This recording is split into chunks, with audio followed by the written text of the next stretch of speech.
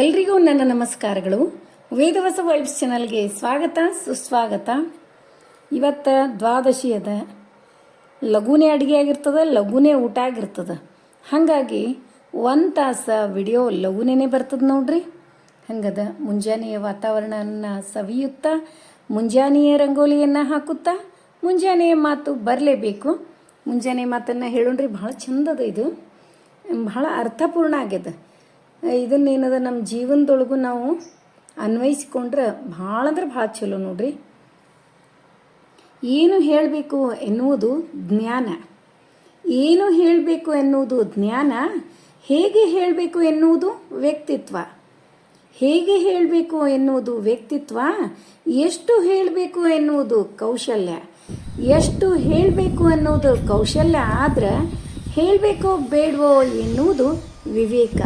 ನೋಡ್ರಿ, ಸಮಯಕ್ಕೆ ತಕ್ಕ ಪ್ರಜ್ಞೆ, ಮಾತನಾಡುವ ಪ್ರಜ್ಞೆ ಎಷ್ಟು ಮುಖ್ಯ ಆಗ್ತದ ಅಂತಂದ್ರೆ, ನಮಗೊಂದು ಸ್ಟೇಜ್ ಸಿಕ್ಕಿರ್ತದೆ. ಆ ಸ್ಟೇಜ್ ಒಳಗೆ ನಾವು ಏನು ಮಾತಾಡ್ಬೇಕನ್ನೋ ಕಾಮನ್ ಸೆನ್ಸ್ ಇರಬೇಕು. ಯಾವುದೋ ಅದು ಎದ್ರ ಮೇಲದ ಫಂಕ್ಷನ್ನು ಅನ್ನೋದು ಎಷ್ಟು ಮುಖ್ಯ ಆಗ್ತದೆ ನೋಡ್ರಿ. ಯೋಚಿಸಿ ಮಾತನಾಡಬೇಕು. ಬಾಣಗಳಿಂದ ಆದ ಗಾಯ ಗುಣ ಹೊಂದುತ್ತದೆ, ಕೊಡಲಿಯಿಂದ ಕಡಿದವನ ಚಿಗುರುತ್ತದೆ.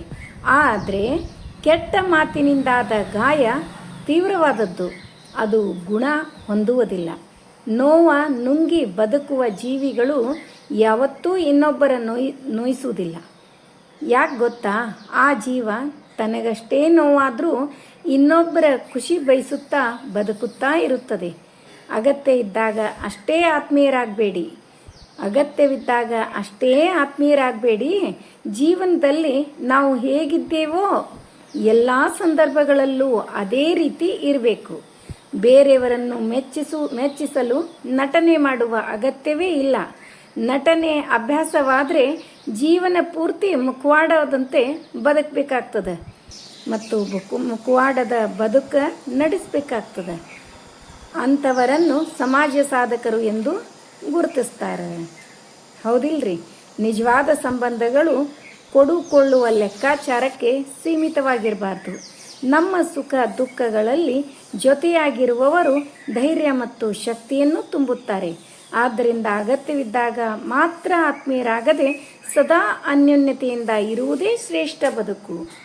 ನೋಡ್ರಿ, ಎಷ್ಟು ಅರ್ಥಪೂರ್ಣ ಅದ ಇದು. ಎಲ್ಲರ ಜೀವನದಲ್ಲಿಯೂ ಇದನ್ನು ನಾವು ಅಳವಡಿಸ್ಕೊಂಡ್ವಿ ಅಂತಂದ್ರೆ ಎಷ್ಟು ಚಂದ ಇರ್ತದಲ್ರಿ. ನಾವು ಯಾವಾಗಲೂ ಖುಷಿಯಾಗಿ ಇರ್ಬೋದು ಅಂತ ನನ್ನ ಅನಿಸಿಕೆ. ಮತ್ತು ಇವತ್ತಿನ ಮುಂಜಾನೆಯ ಮಾತು ನಿಮಗೆಲ್ಲ ಹೆಂಗೆ ಅನ್ನಿಸ್ತು ಅಂಥೇಳಿ ಕಮೆಂಟ್ ಮಾಡಿ ತಿಳಿಸೋದು ಮರಿಬೇಡ್ರಿ. ಈಗ ಇವತ್ತಿನ ಸಿಂಪಲ್ ಆದ ರಂಗೋಲಿ ಅಂತೂ ನೋಡಿದ್ರಿ, ಗೊತ್ತೇ ಅದ ನಿಮಗೆ. ದಿನನಿತ್ಯ ಈಗಂತೂ ಇಷ್ಟ ಆಯಿತು ಅಂತಂದ್ರೆ ತುಳಸಿ ಪೂಜೆ, ಮತ್ತು ಅದೇನೋ ತುಳಸಿ ಪೂಜೆ ಒಂದು 6 ಗಂಟೆ ಅನ್ನೋದಕ್ಕೆ ಮುಗಿಬೇಕು ಅನ್ನೋದೊಂದು ಮನಸ್ಸು. ಹಾಗಾಗಿ ಅದರೊಳಗೂ ವಿಶೇಷವಾಗಿ ಅಧಿಕ ಮಾಸನ್ಯಾಗ ಆದಷ್ಟು ಲಘುನೇ ಸ್ನಾನ. ನೋಡ್ರಿ, ಈ ಅಧಿಕ ಮಾಸದೊಳಗೆ ಹೆಂಗದ ಗೊತ್ತೇನ್ರಿ? ನಿಮಗೆಲ್ಲ ಗೊತ್ತಿರ್ತದೆ, ಆದರೂ ಕೂಡ ನಾನು ಒಂಚೂರು ಹೇಳ್ತೀನಿ. ನಾವು ಏನೇ ಮಾಡಿದರೂ ಒಂದು ಒಳ್ಳೆಯ ಕೆಲಸ ಎಲ್ಲ ದುಪ್ಪಟ್ಟಾಗ್ತದೆ, ಅಂದ್ರೆ ಫಲ ಅಂತೂ ಸಿಗ್ತದೆ. ನಾವು ಒಂದು ಭಕ್ತಿಪೂರ್ವಕವಾಗಿ ಒಂದೇ ಒಂದು ದೀಪ ಹಚ್ಚಿದ್ರೂ ದೇವರಿಗೆ ಸಲ್ತದೆ.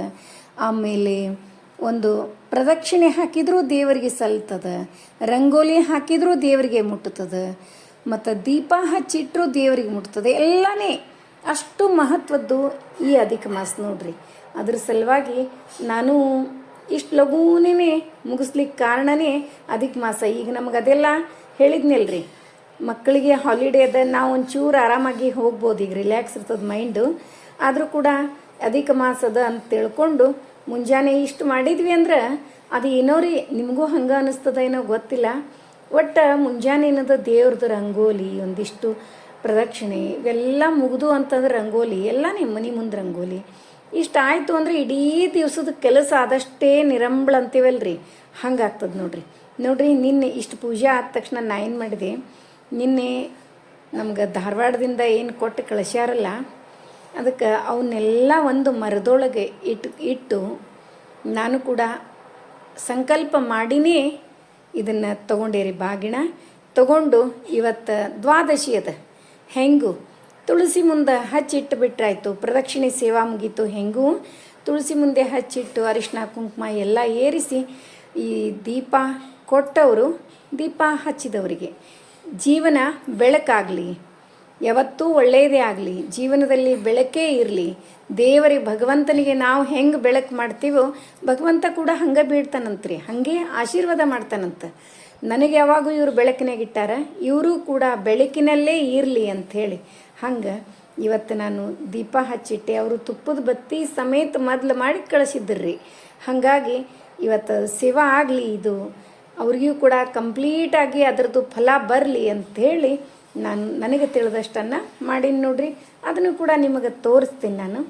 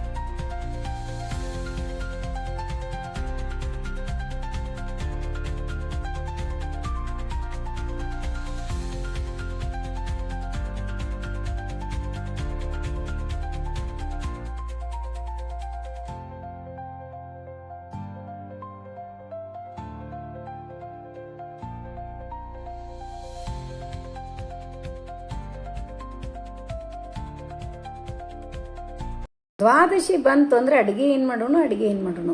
ಮತ್ತು ಇಷ್ಟಾಗಿರಿ ದಶಮಿ ತಿಥಿ ಒಂದೇ ಊಟ ಇರ್ತದೆ.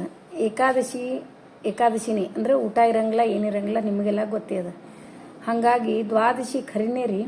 ನಾನು ಇಷ್ಟು ಜಲ್ದಿ ಊಟ ಮಾಡಂಗಿಲ್ಲ ಡೈಲಿ, ಬಟ್ ದ್ವಾದಶಿ ಮಾತ್ರ ಸಿಕ್ಕಾಪಟ್ಟೆ ಹಸಿವೆ ಆಗಿರ್ತದೆ. ಅದಕ್ಕೆ ಎಲ್ರಿಗೂ ಆಗಿರ್ತದೆ. ಅದಕ್ಕೆ ಫಾಸ್ಟ್ ಆಗಂತವು ಸರ್ಚ್ ಮಾಡ್ತೀವಿ. ಲಘು ಆಗಬೇಕು ಮತ್ತು ಆರೋಗ್ಯಕ್ಕೂ ಹಿತಕರವಾಗಿರ್ಬೇಕಲ್ರಿ. ಅದಕ್ಕೆ ಈಸಿ ನೋಡ್ರಿ. ಒಂದು ಬೆಂಡಿಕಾಯಿ ಪಲ್ಯ, ಇನ್ನೂ ಒಂದು ಮುದ್ದೆ ಪಲ್ಯ ಮಾಡ್ಲಿಕತ್ತೀನಿ. ಮೆಂತ್ಯ ಪಲ್ಯ ಮತ್ತು ರಾಜಗಿರಿ ಕೂಡಿಸಿ ಮೆಂತ್ಯ ಪಲ್ಯ ಮಾಡ್ಲಿಕತ್ತೀನಿ. ಈಗ ಬೆಂಡಿಕಾಯಿ ಚೆಂದಾಗಿ ಹೆಚ್ಚಿಟ್ಕೊಂಡು ತಾಳು ಪಲ್ಯ ಮಾಡ್ತೀನಿ. ಈಗ ನಿಮ್ಮ ಜೊತೆ ಮಾತಾಡ್ಕೋತೀನಿ ಇವತ್ತು ಅಡುಗೆ ಮಾಡ್ತೀನಿ ನೋಡ್ರಿ. ಎಷ್ಟು ಫಾಸ್ಟ್ ಆಗ್ತದೆ ನೋಡಾಕಂತ್ರಿ.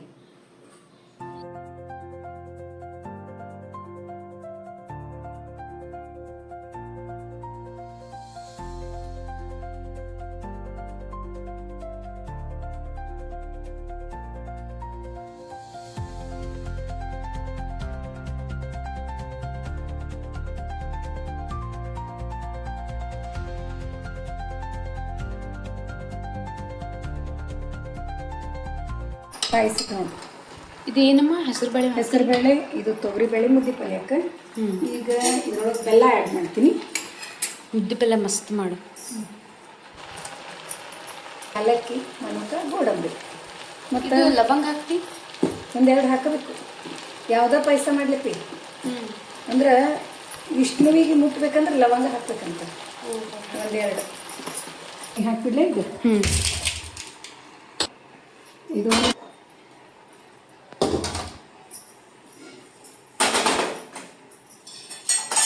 ಎರಡು ಮಾಡ್ಲಿವತ್ತು. ಒಂದು ಬೆಂಡಿಕಾಯಿ, ಬೆಂಡಿಕಾಯಿ ಇತ್ತಲ್ಲ, ಇನ್ನೊಂದು ಮುದ್ದೆ ಪಲ್ಯ. ನಾ ಚಪಾತಿ ಹಿಟ್ಟನ್ನು ನಾದು ಇಟ್ಕೋಬಿಟ್ಬಿಟ್ಟಿನಿ ನಾನು. ಸ್ವಲ್ಪ ಎಣ್ಣೆ, ಜೀರಿಗೆ ಎರಡೆರಡು ಒಮ್ಮೆ ಮೂರು ಒಮ್ಮೆ ಮಾಡಿದ್ರೆ ಫಾಸ್ಟ್ ಆಗಿರ್ತದೆ.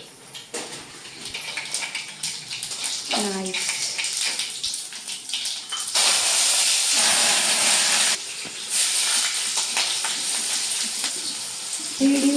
ಹೌದು, ಇಡಿಯು ಮಸ್ತ್ ಅನಿಸ್ತು.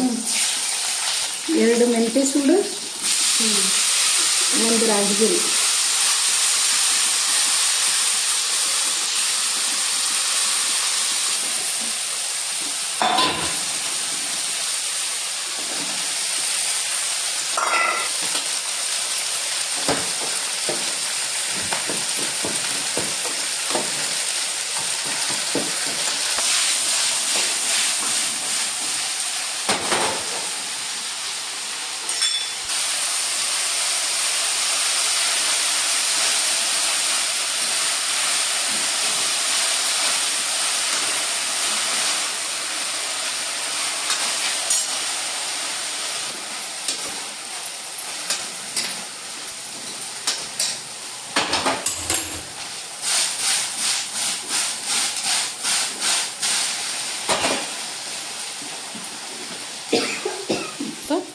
ಹೋಗ್ರಿ.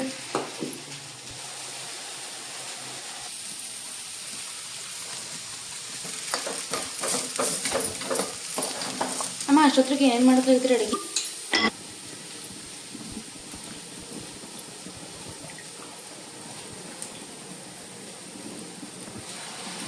ಏ ಅಮ್ಮ ಭಾಳ ಹಾಕ್ತಿ ಅದು.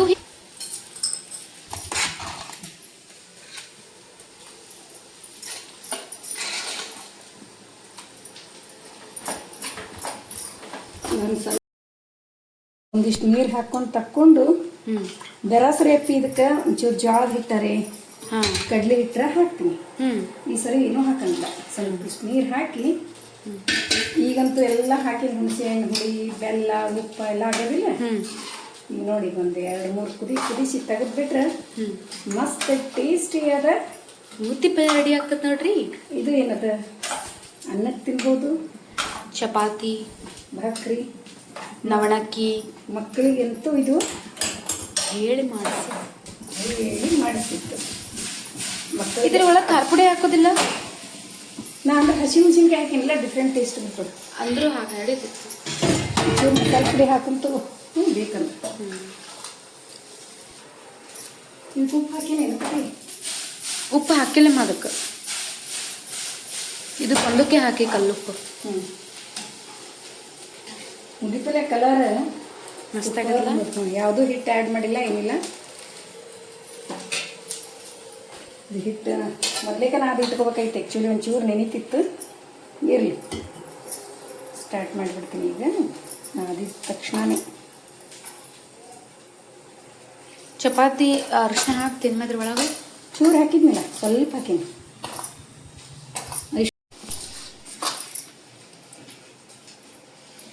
ಅದಕ್ಕೂ ನಾನು ಖಾರ ಪುಡಿ ಹಾಕಿಲ್ಲಪ್ಪಿ, ಹಸಿಮೆಣಸಿನ್ಕಾಯಿ ಹಾಕಿ. ಬೇಕಂದ್ರೆ ಅದಕ್ಕೆ ಶೇಂಗಾ ಪುಡಿ ಆ್ಯಡ್ ಮಾಡ್ಬೋದು, ಇಲ್ಲ ಬಿಡ್ಬೋದು. ಮೊಸರು ಹಾಕೊಂಡ್ರೆ ಚಲೋ ಆಗ್ತದಲ್ಲ, ಮಸ್ತ್ ಆಗ್ತದೆ.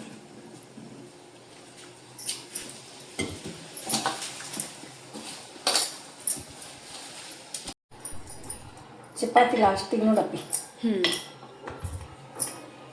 ಮೊದ್ಲಿಗೆ ಮಾಡಿದ್ರೆ ಹಿಟ್ಟು ಅವೆಲ್ಲ ಇಲ್ಲ, ಅದು ಏನೋ ಮೊದಲಿನಿಂದ ರೂಲ್ಸ ಬಂದದ್ನ. ಹೆಂಗೆ ಗೊತ್ತೇನ, ಈಗ ಲಾಸ್ಟಿಗೆ ಇದು ಅಂತಂದ್ರೆ ಊಟಕ್ಕೆ ಕೂತ್ ಬಿಡ್ತೀನಿ. ಯಾಕಂದ್ರೆ ಮೊದ್ಲು ಈಗ ಭಕ್ರಿ ಮಾಡ್ಬೇಕಾದ್ರೆ ಫಸ್ಟ್ ಭಕ್ರಿ ಮಾಡಿ ತೆಗಿತೀವಿ ನಾವು, ಇಲ್ಲ ಪಲ್ಯ ಮಾಡ್ತೀವಿ, ಇದು ಮಾಡ್ತೀವಿ, ಆಮೇಲೆ ಲಾಸ್ಟ್ ಭಕ್ರಿ. ಹಿಂಗೆ ಆಲ್ಮೋಸ್ಟ್ ಎಲ್ಲರೂ ಹಂಗೆ ಮಾಡ್ತಾರ ಅಂತ ಅನ್ಕೊಂಡೇನಿ. ನನಗೆ ಯಾಕಂತ ಅನಿಸ್ತು ಅಂದ್ರೆ, ಈಗ ನೀ ಚಪಾತಿ ಮಾಡ್ಲಿಕತ್ತಿಲ್ಲ, ಹಿಟ್ಟೆಲ್ಲ ಸ್ವಲ್ಪ ಇದು ಆಗ್ತದೆ, ನೆನಿತದಲ್ಲ. ಹಾಂ, ಅದೂ ಒಂದಾಯ್ತು ರೀಸನ್. ಈಗ ನೀ ಹಿಟ್ಟು ಹಚ್ಕೊಂಡು ಮಾಡ್ತಿರ್ತಿ, ಆಮೇಲೆ ಭಕ್ರಿಗೂ ನೀರು ಹಿಟ್ಟು ಸ್ವಲ್ಪ ಇದು ಅನ್ನಿಸ್ತದಲ್ಲ, ಆ ಕಡೆ ಎಲ್ಲ ಹಿಟ್ಟು ಬಿಡೋದು ಸ್ವಲ್ಪ ಬ್ಯಾಡ್ ಅನ್ನಿಸ್ತದೆ. ಅದಕ್ಕೆ ಕ್ಲೀನೇ ಇಟ್ಕೊಂಡು ಎಲ್ಲ ಪಲ್ಯ ಅದೆಲ್ಲ ಮುಗಿಸಿದ ಮೇಲೆ ಇದು ಲಾಸ್ಟಿಗೆ ಮಾಡ್ತಾರಂತ ಅದಕ್ಕೂ ಅನ್ನಿಸ್ತದೆ. ಈಗ ನೀ ಡ್ಯೂಟಿಗೆ ಹೊಂಟಿ ಅಂತ ತಿಳ್ಕೊ, ಈಗ ಊಟಕ್ಕೆ ಕೂಡಾಕಿರ್ತೀವಿ, ಬಿಸಿ ಚಪಾತಿ ಮಾಡಿ ಹಾಕ್ಬಿಡೋದು. ಪಪ್ಪ ಮಾಡಿ ಹಾಕಂಗಿಲ್ಲ, ಪಲ್ಯ ಹೆಂಗೂ ರೆಡಿ ಆಗಿರ್ತದೆ. ಹಾಂ, ಭಾಕ್ರಿ ಬಿಸಿ ಚಪಾತಿ, ಅದರ ಸಲುವಾಗಿ ಲಾಸ್ಟಿಗೆ ಮಾಡ್ತಾರೆ.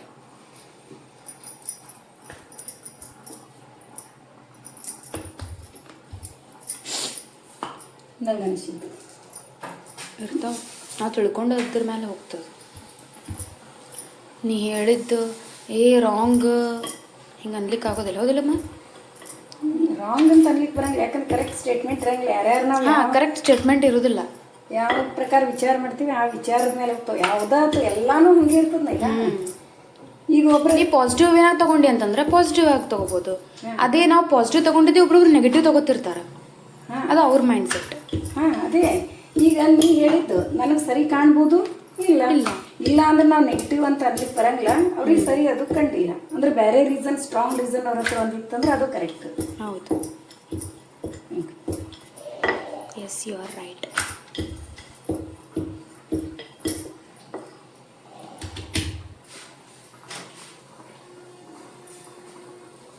ನೋಡುವ ದೀಪಲ್ಲ ನೋಡಿದ್ರೇನೆ ಹೆಂಗೆ ಅನಿಸ್ಲಿಕ್ಕತ್ತದ, ಮಸ್ತ್ ಅನಿಸ್ಲಾಗತ್ತದ. ಇದಕ್ಕೆ ಮಸ್ತ್ ಅನ್ನ ಮಾಡಿರ್ಬೇಕು. ಮಾಡ್ಲೇನೆ ನಡೀತದೆ. ಚಪಾತಿ ಆಮೇಲೆ ಸಾಮೇನು ನವಣಕ್ಕಿ ಮಾಡಿಲ್ಲ.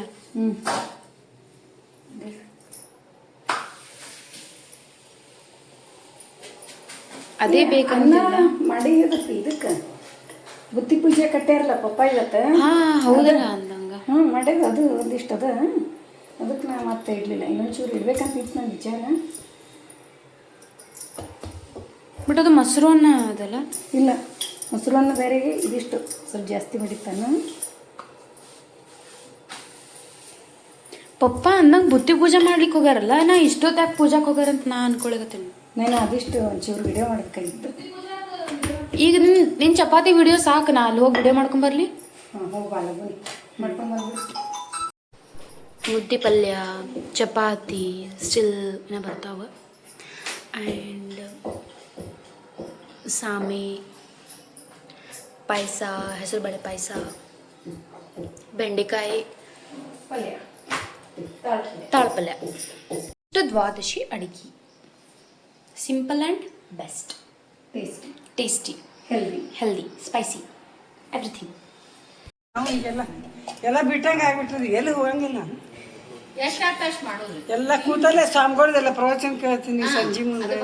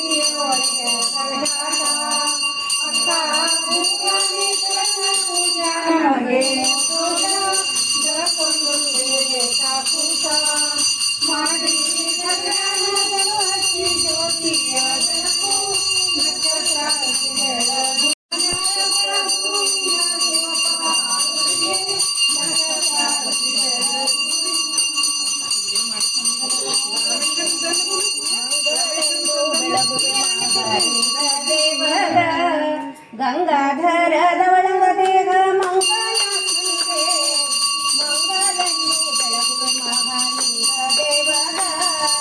ಅರುಣಾಪಿತನ ಭುವನ ದೇವದ ಕರುಣಾಕರ ಗುರುಸಿದ್ಧಲಿಂಗ ಭೋಗೇಶ್ವರನಿಗೆ ಮಂಗಲೆಂದು ಬೆಳಗುವೆ ಮಹಾಲಿಂಗ ದೇವದ. ನೋಡ್ರಿ, ಇವತ್ತು ಗುರುವಾರದ ಬುತ್ತಿ ಪೂಜೆ ಈಶ್ವರ್ಗೆ ಎಷ್ಟು ಚಂದ ಆಗ್ಯದ ನೋಡ್ರಿ. ಅದಕ್ಕೆ ಮಾಸದೊಳಗೆ ಹೆಂಗೂ 16 ಸೋಮವಾರದು ಮಾಡ್ತಿರ್ತೀವಿ. ಮತ್ತು ಇವತ್ತು ಹಾಲಿಡೇ ಅದ ರೀ, ಅದರ ಸಲುವಾಗಿ ಅನುಕೂಲ ಆಯ್ತು ನೋಡ್ರಿ ಇದು ಮಾಡಲಿಕ್ಕೆ. ಬುತ್ತಿ ಪೂಜೆ ಆಯಿತು, ಮತ್ತು ಇಷ್ಟೆಲ್ಲ ದಿನನಿತ್ಯದ ರಂಗೋಲಿ ನೋಡಿರಿ. ಇಷ್ಟು ಮಾಡಿದರೆ ಏನೋ ಒಂದು ಖುಷಿ ಬಿಡ್ರಿ. ನಿಮಗೂ ಕೂಡ ಹಂಗೆ ಆಗ್ತಿರ್ಬೇಕು ಅಂತ ಅನ್ನಿಸ್ತದೆ. ಯಾಕಂದರೆ ಇದು ಮನಸ್ಸಿಗೆ ಎಷ್ಟು ಪೀಸ್ ಕೊಡ್ತದೆ ಅಂತಂದ್ರೆ ಭಾಳ ಮನಸ್ಸಿಗೆ ಶಾಂತಿ ಅನ್ನಿಸ್ತದೆ. ನೋಡಿದ್ರಲ್ಲ, ಇವತ್ತಿನ ವಿಡಿಯೋ ಎಲ್ರಿಗೂ ಇಷ್ಟ ಆಯಿತು ಅಂತ ಅನ್ಕೋತೀನಿ. ನಮ್ಮ ವಿಡಿಯೋಗಳು ನಿಮಗೆ ಇಷ್ಟ ಆದರೆ ಲೈಕ್ ಮಾಡಿರಿ, ಶೇರ್ ಮಾಡಿರಿ. ಹೊಸದಾಗಿ ನೋಡ್ಲಿಕ್ಕತ್ತವರು ನಮ್ಮ ವಿಡಿಯೋಸ್ ಇಷ್ಟ ಆದರೆ ಬಿಡ್ಲಿಕ್ಕೆ ಹೋಗ್ಬೇಡ್ರಿ. ಲೈಕ್ ಮಾಡಿ, ಸಬ್ಸ್ಕ್ರೈಬ್ ಮಾಡಿರಿ. ಹಂಗೆ ಫ್ರೆಂಡ್ಸ್ ಆ್ಯಂಡ್ ರಿಲೇಟಿವ್ಸಿಗೆಲ್ಲ ಒಂದು ಚೂರು ಶೇರ್ ಮಾಡ್ತಿರಲ್ಲ. ಮತ್ತೆ ಮುಂದಿನ ವಿಡಿಯೋದಲ್ಲಿ ಸಿಗೋಣ. ಧನ್ಯವಾದಗಳು.